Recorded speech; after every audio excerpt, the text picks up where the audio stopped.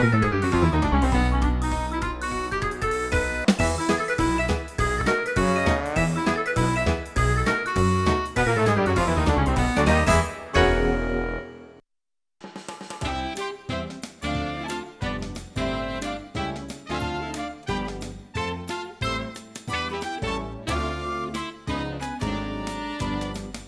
everyone, welcome to another sizzling show of More Than Kimchi. Greetings and thanks for joining us today.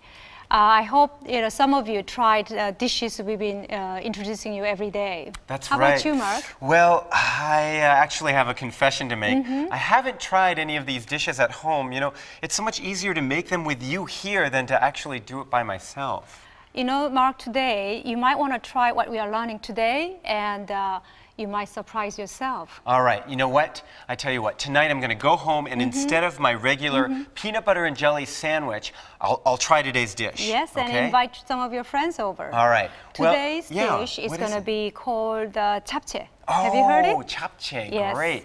I have. Now, my Korean friends really like this dish. How about you? Don't you like it? Yeah, I like it too. Can you tell us about it? Chapchae means literally mixed vegetable, but we use a lot of ingredients and it takes some time and we really prepare every special occasions. We always prepare this dish. Oh, I see. So it's a dish for special occasions. That's right. Looking at the ingredients here, I'm really excited. I think it'll be great. We'll be right back with those ingredients.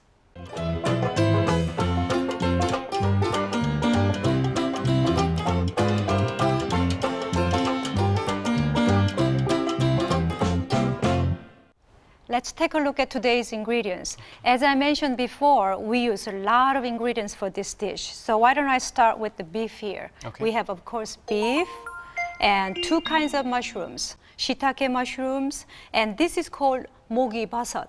And sometimes you might hear as saying cloud ears mushrooms. Chinese food and Korean food we use a lot. Oh, okay. And for vegetable, we have onions and spinach and carrots. Okay. And it's little thicker kinds of onions we use. Okay. And of course, the important thing with this chapchae is this kind of noodles.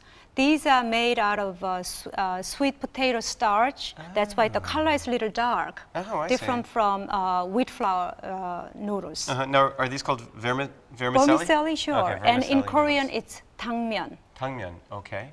All right, so the noodles are the key point. Right, and you can see these are how you buy. It's very crispy and hard, but before you do it, you will soak it in water, or you can also boil in water.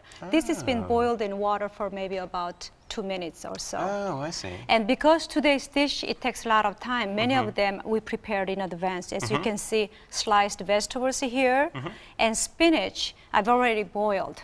When you blanch spinach, first you have to boil a little bit of salted water and make sure you don't put the lid, because if you do that, the spinach will turn green.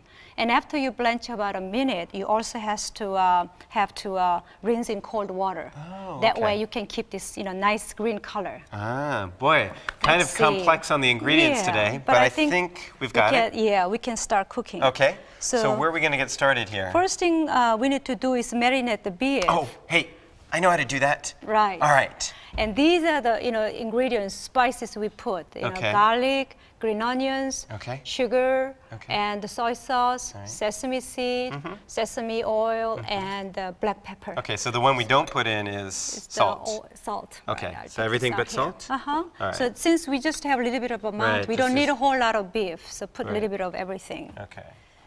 All right, well, I'll take care of this. Don't worry about this marinating, because Mark's going to take care of it. All right, what are you going to be doing while First thing I'm going to do is I'm going to start cooking vegetable. And why don't I start with the carrots? Okay.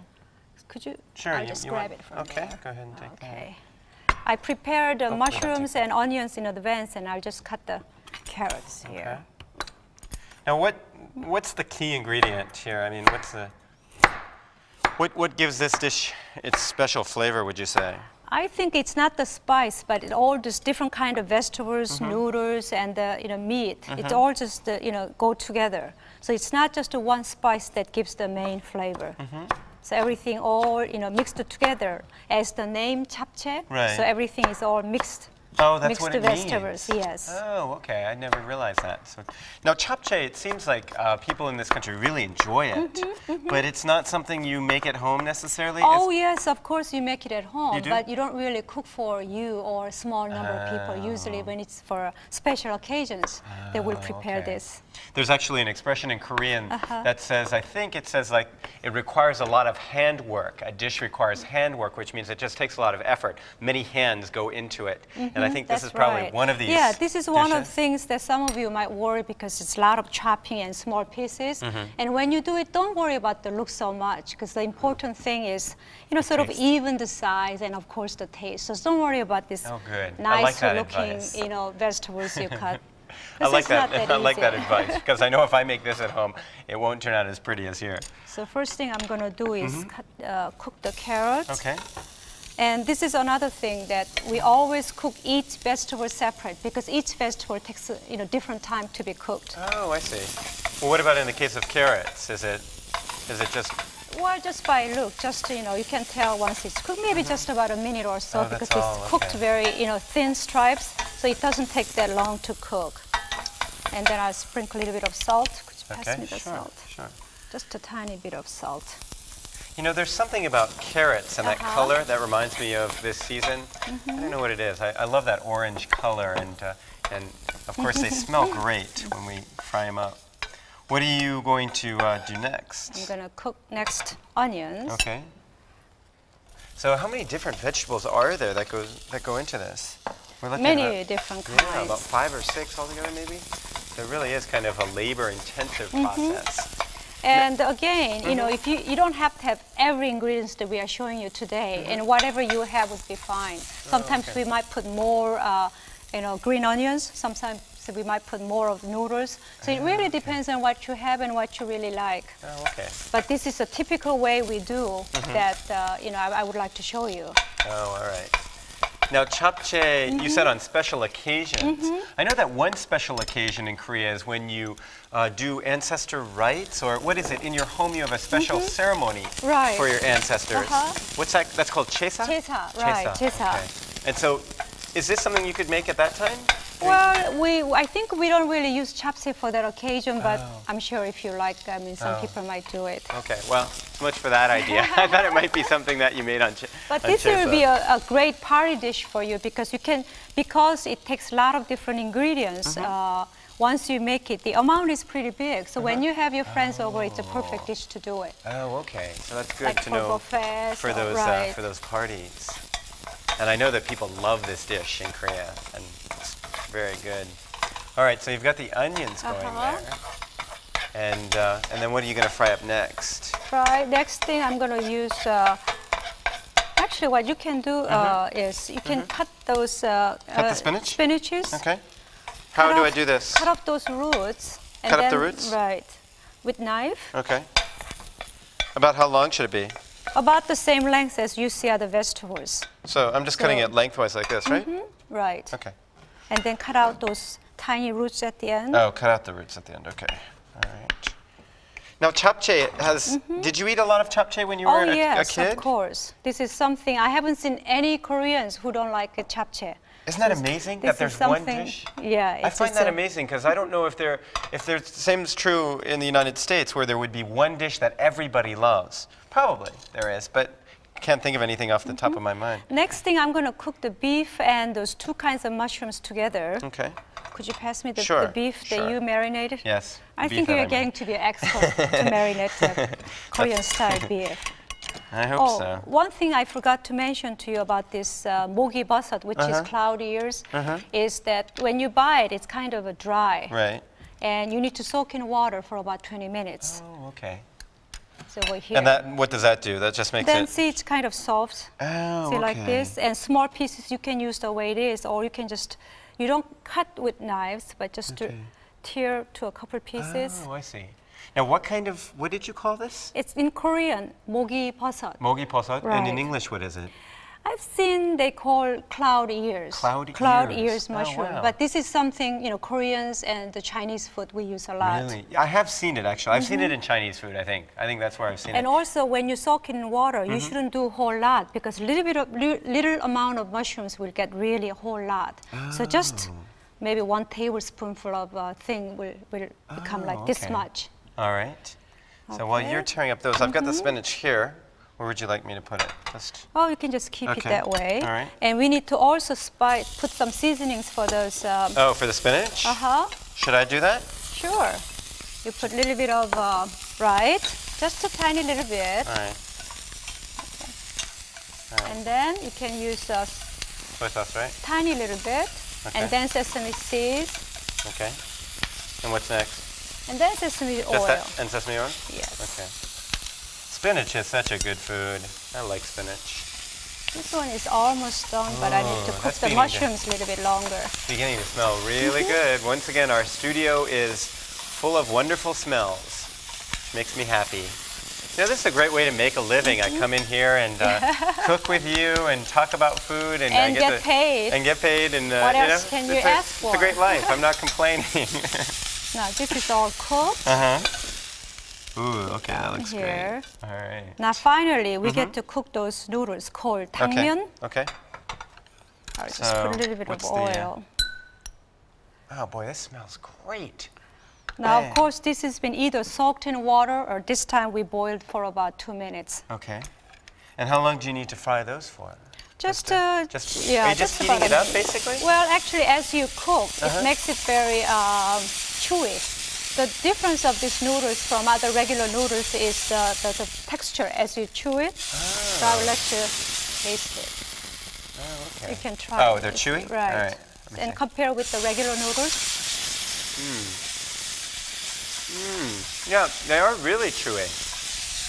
Yeah. So that texture comes from the sweet potato starch. Okay. So I think noodles are all prepared. All right. Well, it looks like we're getting down to the end of the dish here, where we put everything together. Right. I'm curious to see how it all comes together.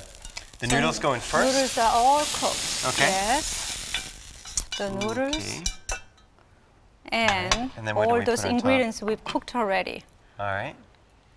Cooked Okay, so you've got the onions, carrots, and 2 kinds of mushrooms. Okay. And the beef, of course. Ooh, okay. Boy, all this together looks so great. And then I need the spinach that you need cooked. the spinach, okay. Oh, so you didn't use your fingers, I can tell. Oh. Remember, Korean food, you use your fingers to mix all the flavors together. All right, I'll remember that for next time. And this too, as you mix it, you need to use our hands. That's one thing that we do that's different from Western cooking. Really? Westerners don't use their hands as much? Oh, I think you use usually a big chunk and not much chopping as Korean or Chinese food. Oh, I see. And here we need to put some of those spice. So would you pass me some of those soy sauce? Which one would you like? The soy sauce? Okay. All right. Sesame seed and sesame seed oil. Oh, okay. Here's the sesame oil. Here's the sesame seed. Boy, that looks great. Once again, I've tried this dish in a restaurant, but I can just tell by looking at it here that it is going to be much better. There's nothing like homemade food. So I'm very excited about this dish today. Ready. Okay. Now what about these other things here, like the egg? Now this I'm going to use it for garnish. If you wait just a moment. Oh, I see.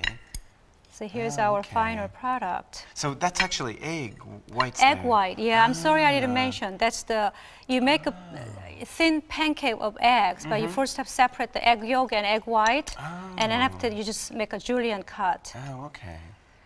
Oh, that looks really good. Everyone, why don't you take a look at this? I think we've got our finished product right here. Oh, I'm so hungry. Well, right now it's time for our question of the day. In 1941, Britain received 1 million tons of food from the U.S. under this program. What is it?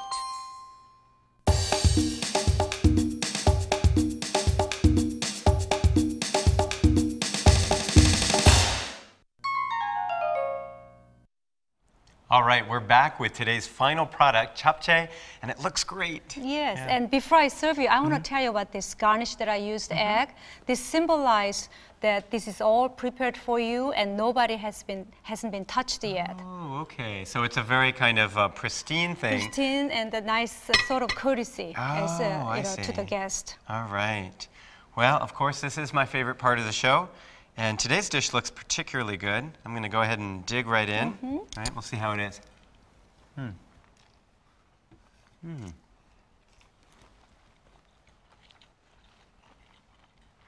It's excellent. You know, the noodles, I like the oil with the noodles. It makes the noodles go down really smoothly. Yeah, and it's kind of chewy, the different texture from the wheat flour noodles. Oh, wow. Very nice combination with those mushrooms, the vegetables. This is a great dish and very representative of Korea. So if you get a chance, why don't you try Hwayoung's recipe and make some chapchae at home, okay? Hope to see you again here on More Than Kimchi. Bye-bye.